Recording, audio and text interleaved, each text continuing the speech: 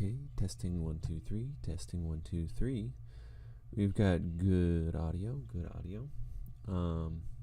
desktop audio is muted, and technically our chat is live as well. We should be good to go. All right.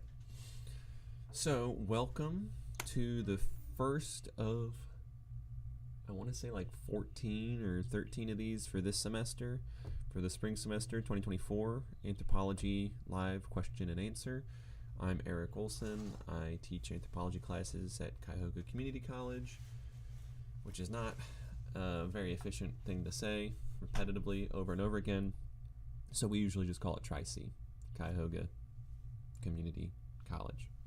Or would that be? Oh no, I had it right the first time, right? Yeah. In any event, well, for those who are just listening and aren't watching the video, I put my hand in the shape of a C 3 times. Yeah, so the point of these live streams is mostly so that I can, for my online classes in particular, respond to questions in a timely manner, like kind of build them up and sort of bank them so that I can talk about them for about an hour. Sometimes I get to all of them in that hour, but sometimes I don't. It's also an opportunity for me to get better at communication, because I'm always, just like you always need to get better at writing, I always need to get better at being concise and communicating, because that's one thing we as professors always struggle with, is we could go on and on and on and on. But the nice thing about a live stream is I don't have to edit it, so it allows me to provide you guys with feedback in a responsive manner without having to bog myself down with having to upload it to YouTube and spend hours editing a video down to, you know, this probably could be boiled down to like, I don't know, 20-30 minutes, but for the sake of ease, it's a lot easier for me to budget 1 hour of my time a week to do a live stream than it is to budget 5, 6, 7, however long it takes, hours doing video editing and uploading that to YouTube and then getting you guys to watch that. So that being said, I've got a few questions that were brought up for today. The next one will be next Thursday at 9:30 a.m. Eastern, and that'll be iterative, so we'll keep doing that. There'll be a break for spring break, which is the week of March 10th. That's Thursday. I don't actually know off the top of my head, but whatever the Thursday is, the week of March 10th, we will not be doing a live stream, and they will end on the last week of class, right before finals week, which I think is like May 2nd, I think is the last one we'll be doing. I don't think I'll be doing one for finals week, because at that point, at that point, hopefully it'll all be just sort of curiosity questions, and they won't be questions about course content and how to get an A in the class, because I don't think you'll be able to do that or change your letter grade in finals week. Not enough time left in the semester. So with that being said, I'm going to dive into the questions for today. And the first one that we got is from Mohammed, who asks, and I've got a little, you guys can't see it, but I've got a little cheat sheet, and I've typed in all these questions and then started some of my responses to them as we go along here. So basically this live stream Q&A is, you guys send in questions. If you look at the, I should do a better job of sort of pitching this at the top, I know, doing a better intro. I'm not a podcaster, although I did do a podcast at one point, but, you know, anyway. If you send in your questions to my Tri-C email, or if you're a student, if you're a general public person who happens to just catch this while it's streaming, send it to, I think it's tricanthropology@gmail.com. It should be in the description of this live stream. You can send an email there with your question, and I will add it to the list to answer in the next live stream. Or if I happen to catch it in the chat and there's time, and you want to post it during the live stream, then go for it. So back to Muhammad's question. Within the evolutionary paradigm, at what point were humans able to begin to communicate with each other using systematic language? Was there anything in particular that allowed them to do so? Egyptian hieroglyphs are one of the oldest, if not the oldest, writing system consisted of pictorial representations of concepts. Was there a genetic factor that led to the consolidation and formation of language in this manner? So this is a great question to sort of kick off everything. Hey, I got some people here joining the live stream. Welcome, welcome. You're welcome to tune in now. The nice thing about the live stream is that this is archived, so that's one of the reasons that I do this, is so that you can, after the fact, if you want to go back, listen to a question, you can speed up my voice, because I think YouTube allows you to speed it up 2 times, if I recall, so you can listen to this at 2 times speed, or just jump to the part that you need to get to. So I'm going to talk about Muhammad's question, which is about language. So basically, there's a lot to unpack in that question about what's the earliest evidence of using systematic language, because when you're looking at the human fossil record, you can't necessarily know right out the gate what, someone's not speaking, right? You just have, bones and artifacts, and they're not going to speak for you. They don't have the soft tissue that decomposes over years and thousands of years and doesn't preserve. Some of the oldest actual fleshy remains that we have would be someone like Ötzi the Iceman, which I think he died like 5,000 years ago and was frozen in ice. He's basically refrigerated for about 5,000 years. So that's not a very long time in human history. So we have to use other factors to sort of indirectly observe evidence of language. And one of the ways that we do that is through genetics, as Muhammad mentions in his question. And how that works is a little interesting. So some people call it genetic dating. I think there's another term for it called the genetic clock, which is what I think we use in our textbook, the Boyd and Silk textbook. But in essence, we have... oh yeah, you can ask questions here, Mackenzie.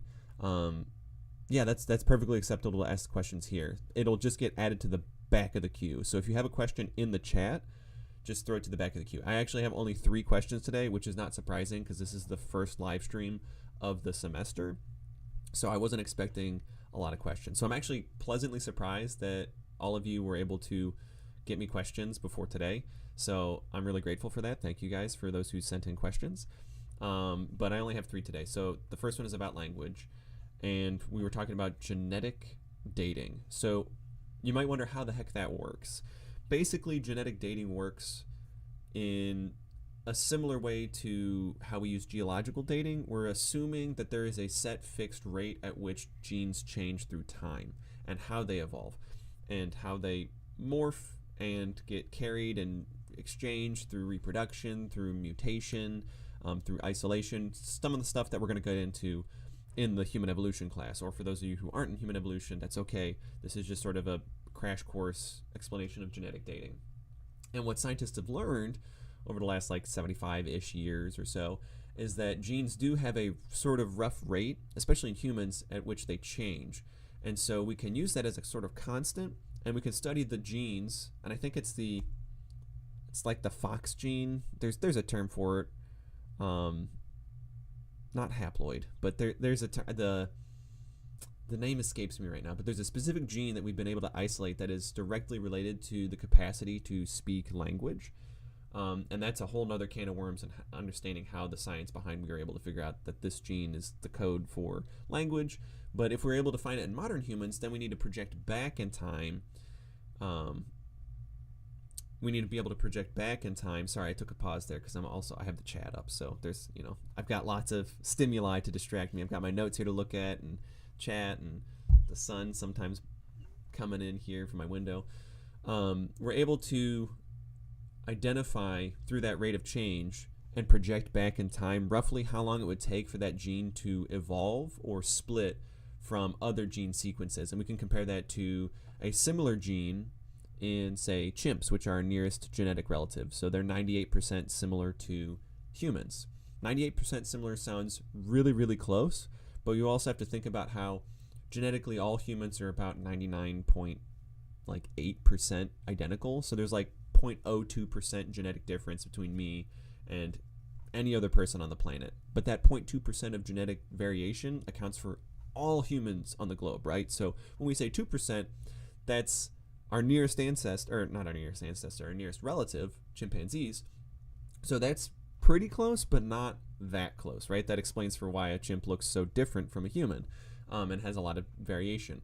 So we're able to project back in time how long it would take for a chimp to evolve differently, that 2% of difference, from humans. And we're able to do the same thing with genes in a nutshell. And so the long and short of it, Muhammad, to answer your question, is the current consensus amongst the scientific community is that language developed as we know it today, like, spoken language and complex grammatical and syntactical language, roughly 150 to 200,000 years ago, coinciding with the split with Neanderthals.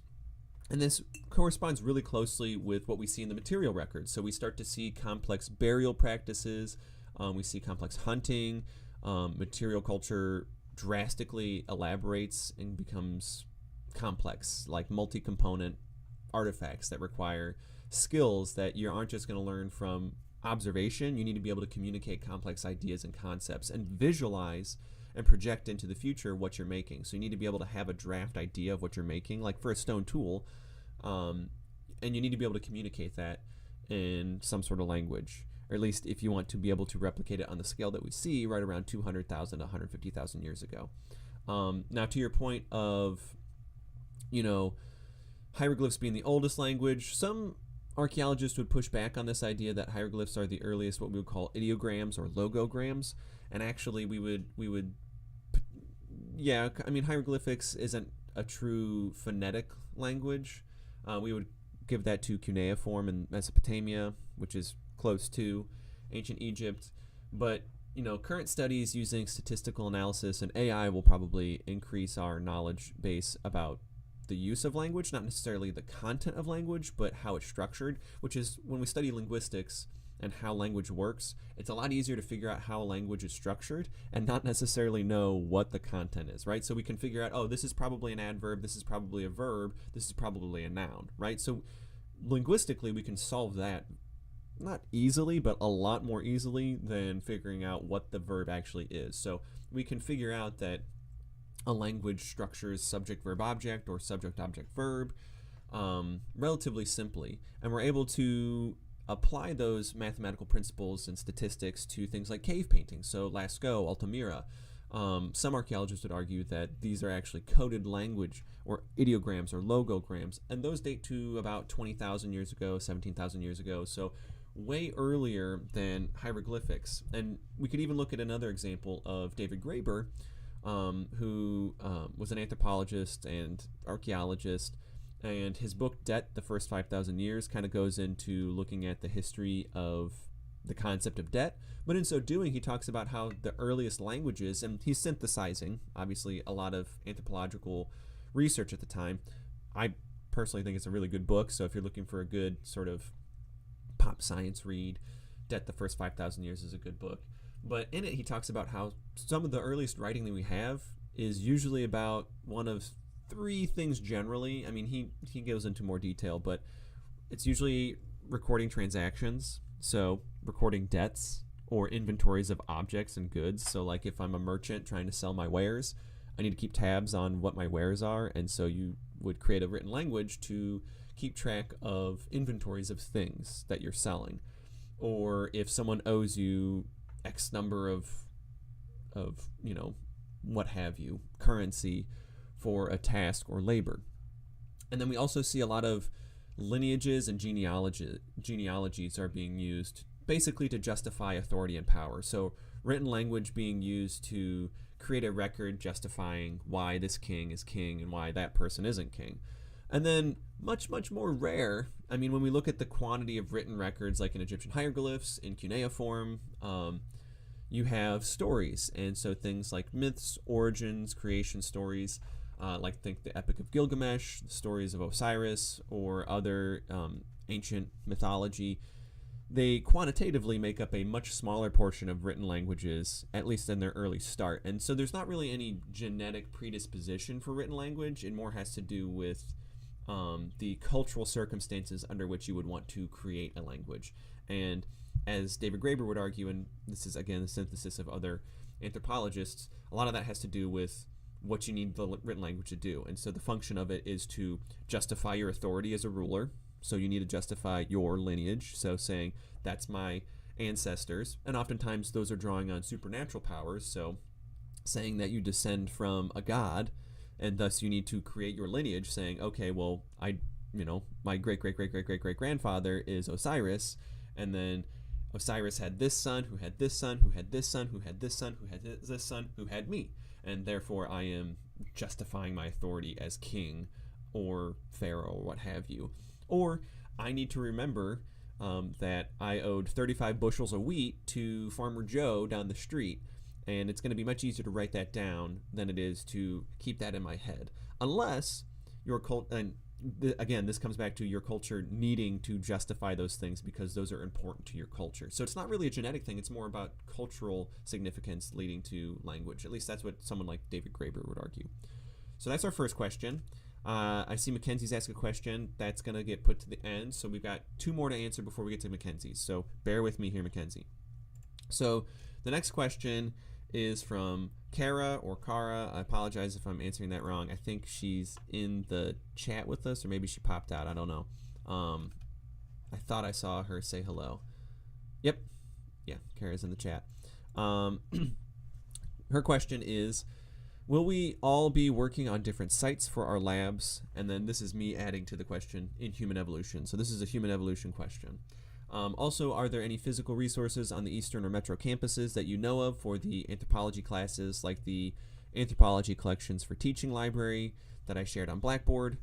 And then saying, I don't mind making the trip over to check it out, but I wanted to ask before planning to head over. So this is a great question specifically about the resources that we have. First pronunciation, Kara. Okay, perfect. Thanks, Kara. Thanks for that clarification in real time. So we've got the Anthropology Collections for Teaching, and I actually have them pulled up.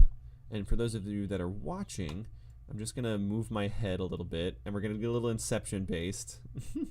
So, because I only have one screen, I don't have dual monitors, sorry. Hopefully this is visible in some way, shape, or form.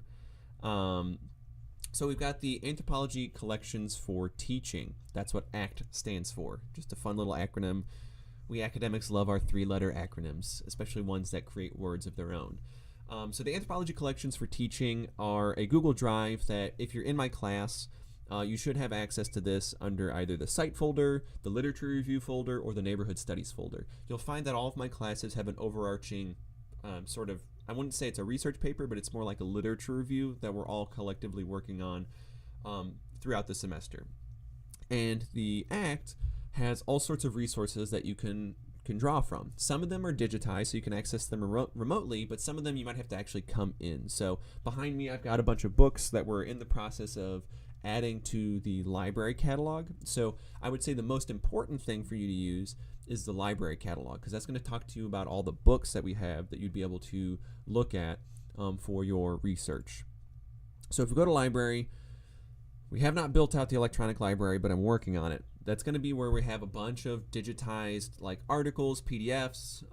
You know, anytime you run into something on a paywall, odds are there might be an article that I've downloaded in my 10 plus years of doing anthropology, and then I'm going to be gradually uploading those to the electronic library so that you might have access to read those.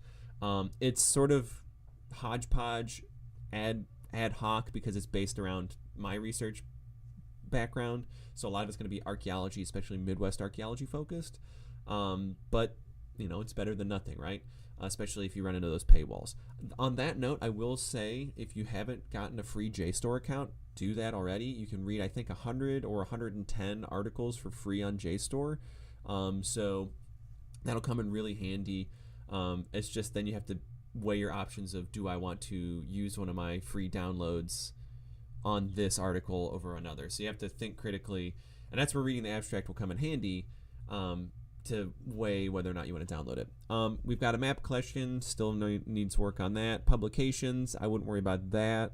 Tri-C reports, this is where we've got info on like the guidelines and report standards, so that's not going to be super helpful unless you want to look at that sort of overview document that's at the beginning of each of the classes.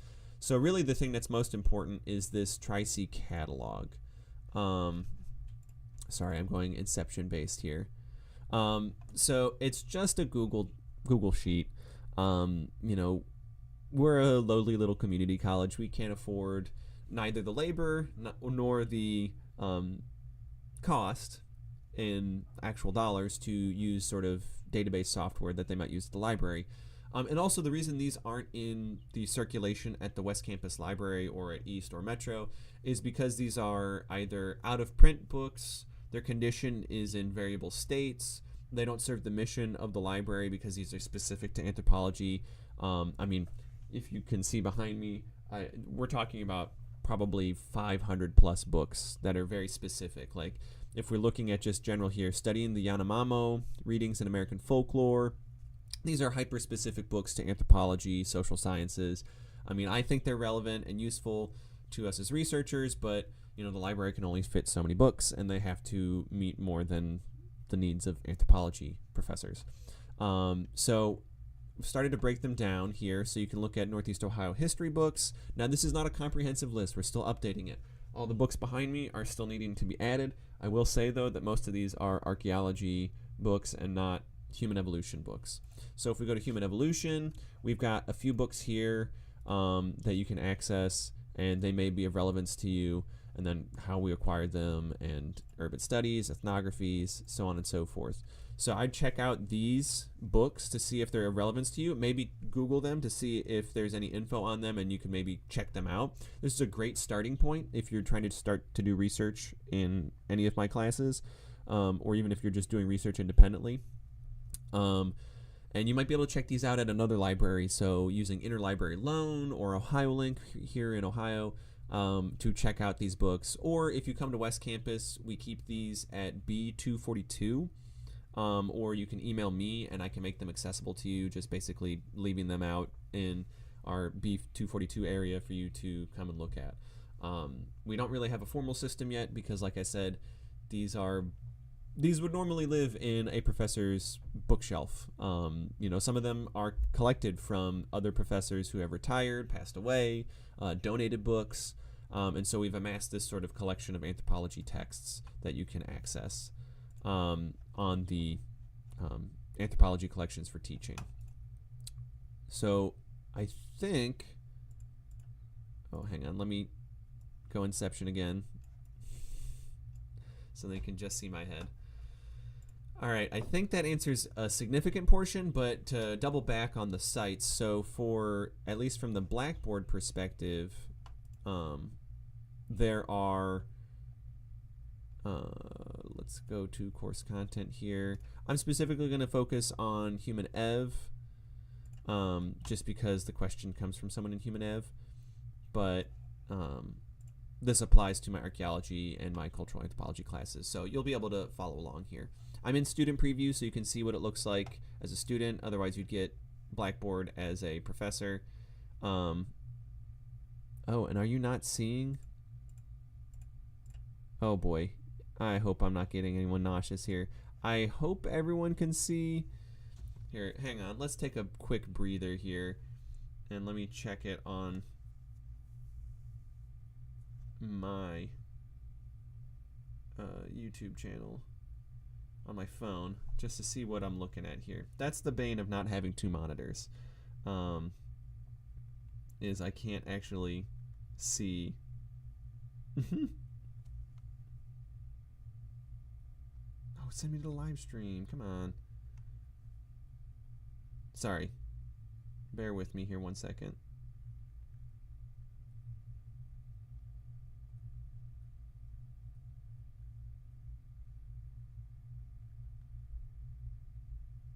Why am I not finding it? Okay, here we go.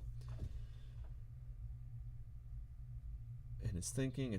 Okay, yeah, you can see Blackboard. You can sort of see it. My head is blocking the way, so let's make me a little bit smaller here. Okay, cool. Thank you for updating me in the chat.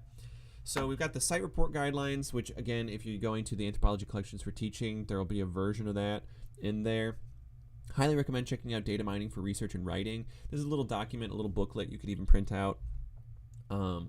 That kind of goes over how to start to search for some of these things, whether you're, and this applies to not just my classes, but if you're doing research in any class, I would think this is applicable information. And then we've got Google Earth Pro and the Google Earth Sites file. So we've got a KMZ file. Anytime you see KMZ, we're talking about Google Earth files. You're going to need to download Google Earth Pro. This link will take you to Google Earth. You'll see it says you can do web, mobile, desktop. We want the desktop version. If you hit launch, that'll just take you to the web version. So if you scroll down, it'll ask you to download Google Earth Pro on desktop. Let's assume you've already gone through that process, whether you're using Mac or you're using PC, Linux. Oof, man, I had to think there. And so you launch Google Earth. I've already got some other things open in here. And in theory, you should be able to see, let's turn off some of these layers. These are for other projects. If I double click, it'll take me to as much of the Earth as it can, showing me all the different human evolution reports or places. So if I double click on it, it'll take me to the locations. Now in the human evolution classes, you guys have 12 options. So La Pharisee Cave is one, Olduvai Gorge. So if I click that, it'll take me to there.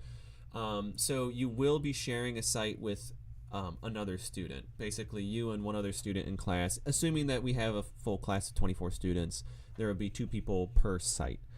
So definitely check out the discussion board. If we go to discussions, meet your peers, site reports in question, we got 7 on here. So we want to make sure, and I'll let someone know if they're the third person to that site, you know, that, hey, sorry, we need at most 2 people per site. And so you've got the options here. Same's true of if you're in archaeology. And I don't think I have archaeology on here. No, I do have archaeology reports.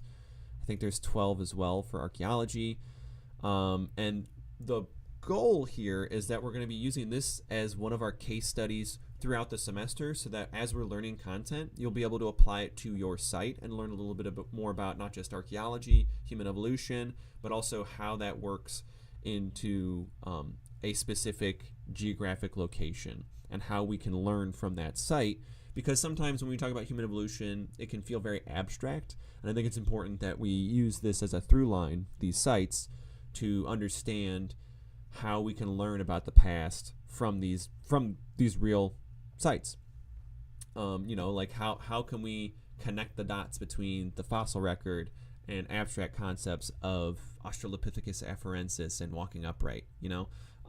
Or how can we connect that to tool use, indirectly or directly? So I hope that answers your question, Kara. I'm happy to go in further. Yeah, cool. Sorry, I'm also reading the chat here. Moving on to our next question. It is from Haiti, and Haiti asks, could you explain how remind.com works? And so I will take a few moments here to answer that, and then I'll get to Mackenzie's question. Let me just make sure I've set it up in a way that doesn't dox me. Not that I would care that much, but I want to make sure. Okay, so let me make my head small here. So we've got remind.com. It's an app that you can use. Oh, hang on. Let's do this, and then we have Google Earth in the background. If you're not familiar with remind.com, basically it's a third-party app that we can use to communicate with one another, and there are a lot of options that you can toggle on here for Remind. So I know some people say they don't want text alerts. You can turn those off. You can set office hours for yourself, basically when you can receive messages. So if someone in a class texts me at, say, 7 p.m. via Remind, I won't get notified until 8 a.m. on Monday, Tuesday, Wednesday, Thursday, or Friday. So 8 to 5:30 p.m. are the available windows in which I will receive messages. Now, that doesn't mean I can't go onto the app and see if people have messaged me outside of those hours. It just means I'm not going to get push notifications or alerts outside of those hours. And if that applies to me, it applies to you. So the way this works is basically if you go to remind.com, it'll ask you to set it up using your Tri-C email or whatever university or college email you're using, and it should automatically recognize any classes that you're enrolled in at that institution by asking you to log in and connect your my Tri-C, and that which is what we use here, Tri-C, to Remind, and then it'll automatically enroll you in whatever the Remind course is. So in this case, if you're enrolled in human evolution, just by signing up and linking your account at Tri-C to Remind, it'll recognize that you're enrolled in my human evolution class or my archaeology class or cultural anthropology. And then from there, what you'll need to do is enter in your phone number. And here's the cool thing about Remind is it auto-generates random numbers so that if I send out a message, you're actually not getting a message from my phone number, you're getting a message from an auto-generated phone number. But if you message back to that phone number, it will come back to me. So you don't have to give me your phone number, I don't have to give you my phone number, it works out great. You also have the option, if you don't like texting to get those notifications, you can have them emailed to you, or if you just want them through the app, you can just check the Remind app. So there's 3 different ways you can get a message: via text message, via an email, and via the Remind app. So there's lots of sort of adaptability. So if you don't like getting text alerts, you can turn those off. If you only want text alerts during certain hours of certain days, you have the option to though allow replies to your messages, receive copies of your class announcements, etc., etc. These are things that you can turn on and off in Remind. And I personally love using Remind because it allows sort of a more fluid form of communication. I know not everyone has access to a desktop computer or a laptop even all times of the day, but a lot of us have a phone on us, so it makes it a lot easier for us to communicate with one another. So you can send a text and know that it'll get sent to me. Whereas if you don't have access to, your Tri-C email because you're not on campus or you don't have a laptop, it allows a lot more flexibility. So I understand for some of you, this might not be relevant. You might not need it. Email communication is all you need. This live stream might be all you need. Blackboard might be all you need.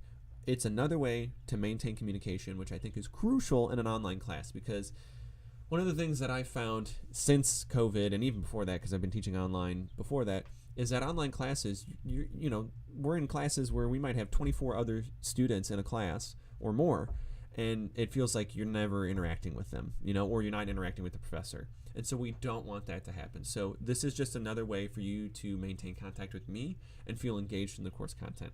It's opt-in. It's purely opt-in. I put it as a preference because I want you guys to use it, because I know there are learning outcomes, there's success stories. I've seen the grades improve when people are engaged by using Remind. But if you can stay engaged in other ways, you do you. And I'm not saying you have to use Remind, but that's Remind in a nutshell. That's my pitch. So there you have it. So thank you, Haiti, for asking that question. And now we can get to Mackenzie's question. Okay, so Mackenzie, it's in the chat here. I'm getting to it. Hopefully you're still here to hear the answer live, and then you don't have to watch it after the fact at 2 times speed or whatever.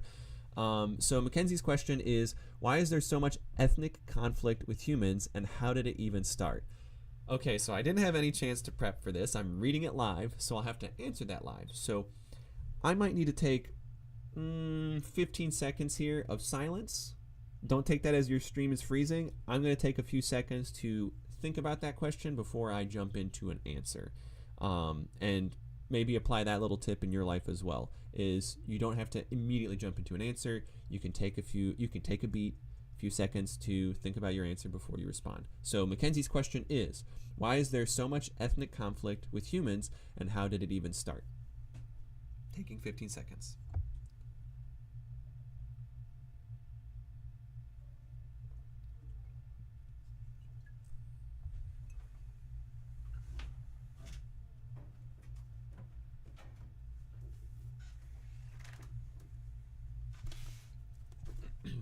Okay, so I'm going to tackle this question probably by first establishing that this is a question that I don't know if anthropology can definitively answer, and this may be a question that better belongs in the humanities side of it. Now, anthropology does sort of ride this line where, depending on the context, we can be more of a humanity than a social science, and sometimes we are more social sciencey and we put on our science lab coats and we do tests and experiments and whatnot. A question like this, I think, really rides that line, because there are things that we can ask from a scientific standpoint, but then sometimes those questions become more philosophical, and there's lots of philosophy behind conflict. I mean, there's whole religions around it: Buddhism, certain sects of Christianity, sects. S-E-C-T-S. Sorry, it's just the way I said it did not sound like that. But really, when I think about conflict and sort of anthropological studies of it, ironically, well, maybe not ironically, but it's not probably the book that I think most people would jump to, but it's, and I don't know if this is mirrored, so I apologize in advance, but here's the cover of it. It's the 2013 edition. It hasn't been updated since, and it's a book by Robert Kelly. He was a archaeologist who was the head curator at the American Museum of Natural History. He taught at a few different colleges out west, I think Utah maybe, or California. He's one of the co-authors on our archaeology textbook. And the book is called The Lifeways of Hunter-Gatherers, the Foraging Spectrum. Now that title might not make you think that we're going to be talking about conflict, and I'm sure I can guess what conflict Mackenzie is referring to. Probably mostly the one that's consuming most of our news cycle right now, and that's the Israel and Hamas conflict. But rather than focus on that, let's focus on the abstract question of where does it come from, this idea of conflict, and when did it even start? So there's a whole chapter in this book that Kelly writes, and at least I think there's a whole chapter, at least last I recall. Non-egalitarian hunter-gatherers, and then he also has sharing, exchange, and land tenure. And so he's looking at foraging societies around the world, and he's also looking at sort of the basic needs of humans. Now, obviously, what he's studying here are modern humans, and historically modern. Really, when we talk about modern humans, like the last 200 years is like a blip in time. It's hard to apply what we see today to 200,000 years ago. And another book that I would actually recommend, and I've talked about it before, and I think it's in here. I'm working on it right now, but I'm going to plug one of my favorite authors. He's an anthropologist. Sadly, he passed away in 2020, so we won't have any new books from him. But this was his last book that was published posthumously, The Dawn of Everything. And one of the key tenets of the book that they discuss about is inequality, the origin of violence and conflict and why it exists. And so, again, this one sort of rides that line of and David Graeber and David Wengrow. Wengrow is an archaeologist, I think, at the University College London. Graeber taught at University College London for a brief period. And he's also the author of Debt, The First 5,000 Years. But anyway, I would say both of these books take the approach that conflict is, you could take the rose-tinted glasses idea of cooperation is what sets humans apart. I think David Graeber has a fantastic quote in here. And this is, you're happy to luck out here, Mackenzie, that I'm rereading the first part of this book. But I think he has a very good opening here, a good line that talks about this idea of, killing other adult men, looking at Napoleon Chagnon, which we have a copy of his text, the Fierce Yanomamo People. And this sort of idea of Thomas Hobbes comes up a lot. This idea that human evolution, like our ancestors, lived a nasty, brutish, and short life. And the idea is that we had to kill each other for resources. And really, I think he raises the question of, gosh, he says it so succinctly. Bear with me here.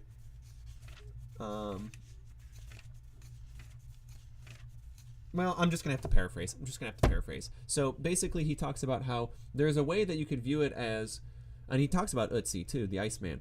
We could view the world in a lens of sort of this dark, cynical, arrows shooting at one another, and there are reasons to live your life in fear because you could get shot with an arrow. But there's also, he puts it in the context of risk. There's the risk of being shot with an arrow. And then there's the risk of not having people to help you when you do get shot by an arrow. And I just love the poeticness of that sentiment of there are people that will help each other. And there's more evidence that we have in the archaeological record of people helping people with physical disabilities, mobility issues. At some point in our lives, we ourselves will become disabled in some way, shape, or form. We will lose our hearing. We will lose our eyesight when we age. It will become more difficult to smell things. It will become more difficult to walk. And so throughout human history, we have ample evidence that people supported one another and helped, because that benefited for overall survival. So you could look at it from an evolutionary standpoint, that cooperation is the reason that humans are about 8 billion strong on the planet. We wouldn't have gotten here without cultural communication and cultural adaptation and cooperation. And then we could also look at it on the micro scale of, and that's where sort of Kelly gets into it, of, a lot of conflict resolution throughout human history was mobility. So when Kelly talks about conflict, he says one of the reasons that you get territoriality in managing territories is, at least this is his theory behind it, is it has to do with you can't move. So it's more cost effective to defend a territory from other people or to raid a territory than it is to find new land. So in the context of that, when you're foraging and you're competing with other people in the same valley for the same resources, and there's a conflict, we can't come to an agreement together. The solution for most humans, for most human history, was to move somewhere else. Like, hey, it's not worth it fighting over this. I'm just going to go move over to this other valley that nobody's living in and just not have to deal with it. And when we look at it from like the Enlightenment period, a lot of scholars would argue that this is a Malthusian approach, that eventually you reach this tipping point where there's no way to support the consumption of materials in a given area, and we reach a carrying capacity. Graeber kind of pushes back against that, because there's philosophical and indigenous critiques that were happening in the 1700s about how this is not a natural outcome, inequality because of the unequal access to resources. And the important emphasis here is that someone like Graeber would argue that the idea that there are limited resources is in of itself a limiting ideology, and that comes from Graeber basically arguing that there's enough food to go around to feed the world. It's just we choose not to because of cultural constructs.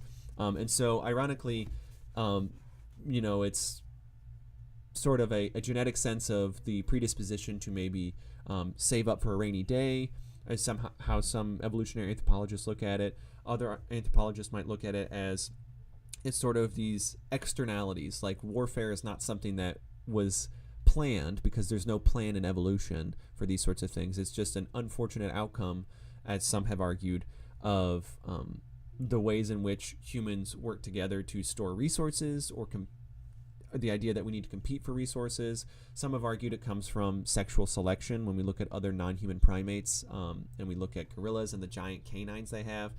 If we just look at human teeth, we know that conflict is not a baseline necessity for human evolution. In fact, it's one of those hallmarks that separates humans from other species. When we look at non-human primates, like all the apes, like gorillas, bonobos, chimps, males are very heavily involved in the raising of infants. That is not true of other non-human primates. Fathers play a huge role in the raising of children, and I know that might not seem accurate when we look at it in individual cases, when you have absentee fathers and whatnot. But on the whole, with the human species, we are putting in a lot more effort to cooperatively raise a child. And a lot of that has also to do with our brain size. So infants are not ready to rock and roll and live on their own in their first few years. So developmentally, we're different from other species because we need to cooperate in order to ensure the survival rate of that child. So to answer your question, Mackenzie, it's complicated. But the consensus, I would say, amongst most anthropologists is that the origins of conflict have a lot to do with these sort of outcomes of using culture and the complexities of cultural communication and how cultures change through time. And it is not necessarily a baseline necessity of evolution. In fact, most evolutionary adaptations for culture and for cooperation through time and again, one of the reasons that humans have succeeded evolutionarily and continue to reproduce is not through things of conflict and, these genes died out because they were conquered, so to speak. More often than not, it has to do with cooperation and working together. At least that's the general positive spin on things. So I would say it's, it's culturally derived. It has no genetic basis.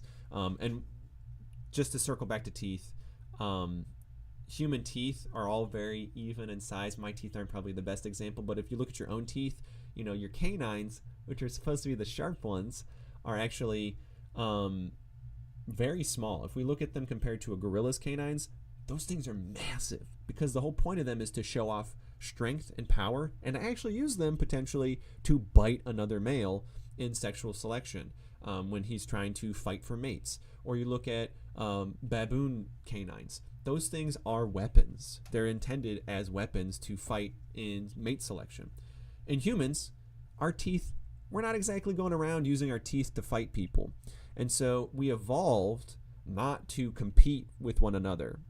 That's what sets us apart. And when we split from other primates, that's one of the hallmarks, is that we're not fighting with one another.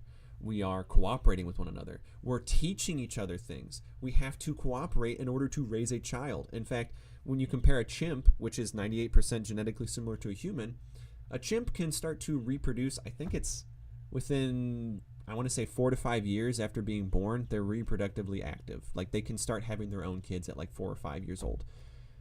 I mean, that is orders of magnitude faster than humans, right? And they're our next nearest relative. So if we're spending 18, 20, and I mean, most anthropologists today would argue 20 is really when most people reach adulthood in humans. And in fact, your last suture in your head fuses at like 25, so technically you're still growing up until the age of 25.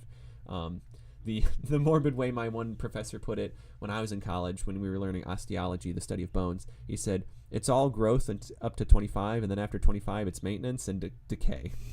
You're not growing after 25. You're just staving off the inevitable.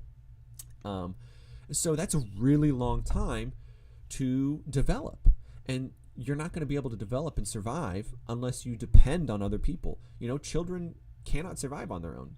Babies, infants, toddlers, they need humans to support them. And those humans need support to support that little human.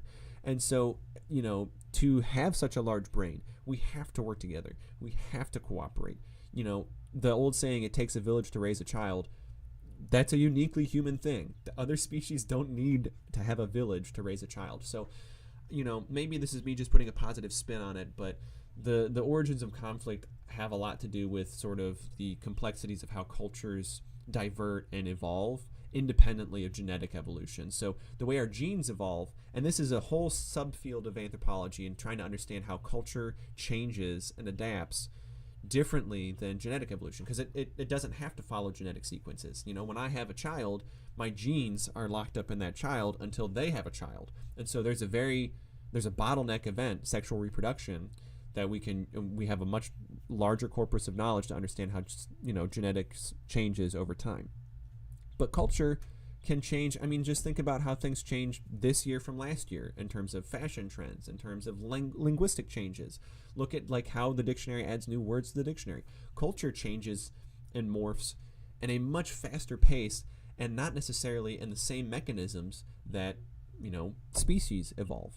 And so this is where it gets complicated, and arguably speaking, we don't have a great understanding of where conflict originates from. But I like Kelly's synthesis of it, the idea that it's culturally derived when we compete for resources and we can't move. If we can't leave an area, then there's going to be conflict, because a lot of the times the solution to conflict is finding a new place to resolve that conflict. And then that, again, comes back to Graeber, and there's a whole subfield of economic anthropology called substantivism, which basically, this is from Karl Polanyi, who taught briefly Marshall Sahlins, who taught David Graeber. No, sorry. Yeah, I think that's the sequence. Yeah. So Karl Polanyi taught Marshall Sahlins. Marshall Sahlins taught David Graeber, and that's how it ends up in a book like David Graeber's. But it's this idea that scarcity is culturally derived. So we're limited in resources because we choose to limit ourselves in resources. We could very easily choose not to drive electric cars and just go back to harvesting grains. There's a lot of work involved in it, but food sources, because of the way we can absorb food and calories, humans have lots of different ways to eat food. So when we think of it as like, well, there's a carrying capacity for the environment based around the ways that we harvest food. One of those, I mean, if we think about climate change, and this is more a tangent about substantivism, and now I'm kind of really going off the rails on a tangent here, but it all ties back into conflict, because again, it comes into this idea that we get into conflict when there is a competition for a resource. That resource is perceived as limited because we culturally limit that resource, and we don't choose to find alternatives, or we don't find ways to move to other locations. So mobility is a key factor here. And obviously, this ties back into Gaza and Israel and Hamas, because there's going to be conflict when people in Gaza literally can't leave. There's just going to be conflict. You've got, 2 to 3 billion, or not billion, 2 to 3 million people in a very small, one of the most densely populated areas in the world. They have nowhere to go. So the only thing that can happen, according to Kelly, would be conflict. And time and again, that's where we see things happening. But we can come up with alternative sources of food and energy if we take it back to a subsistence-based approach. If we look at like the origins of conflict, and someone like Karl Polanyi, David Graeber, Marshall Solins would argue that scarcity is a cultural construct. There's only a scarcity of gold because we've decided that gold is of value and we want to do things with it, because we have infinite wants and we have limited ways to fulfill those wants. So really it's a matter of changing our perceptions of wants. And this is kind of antithetical to economics, and that's why you'll probably never hear about it in a traditional economics class, and it's sort of usually relegated to anthropology. But I think it bears considering when we look at conflict, because we have an infinite ability to want unlimited things. We can want to fly. We can want to take a plane and go anywhere in the world. But that doesn't mean we have to fulfill that want. The scarcity is in an infinite possibilities of wants, and you can't fulfill an infinite possibility of wants. So substantivist economics from anthropology, Karl Polanyi, David Graeber, Marshall Solins, would posit that the scarcity is constructed. We are choosing to view that thing as scarce. And instead of opening our minds to the possibility that there's an alternative to that want, or realizing that this is a want and not a need. We need food, but we want that food to come in the form of beef, right? So this circling back to climate change. If we choose not to eat beef, we free up a lot of land to use for other plant sources. Most of the world does not consume most of the edible food that humans can eat. We can eat acorns. We can eat palm dates. And if we were in LA right now, there's all sorts of palm dates that litter the ground during certain parts of the year that people are not eating. I mean, I can't tell you how many people have acorns falling from their trees every year. You could be making some really tasty cookies out of acorns. The idea is that these are not resources that we want to eat. And so we are limiting ourselves because we don't view them as useful resources. I think I've really gone off the rails there, so that's where we're going to leave it for today. Tune in next week, Thursday at 9:30 Eastern, to watch the live stream. If you want to watch it after the fact and watch it sped up, I'm not offended. More power to you. Send your questions in either to tricanthropology@gmail.com. Send them to my Tri-C email, which is eric.olson@tric.edu. And please get them into me at least like 24 hours in advance. If you get them in a live stream like Mackenzie did, that's okay. We had time for it. It's just I'm not likely to be prepared and get on tangents like I did here today. And I'm also less likely to be able to get to them. So as the weeks progress in the semester, more and more people will probably be submitting questions. So it's less likely that I'll be able to answer live stream asked questions. So keep that in mind for future use. Thank you so much for tuning in. If you tuned in live, thank you so much for watching if you're watching after the fact, and I will see you all next week, hopefully. So until then, don't stop reading, don't stop learning. Reading is, to quote RuPaul, fundamental. So with that, I hope you guys have a good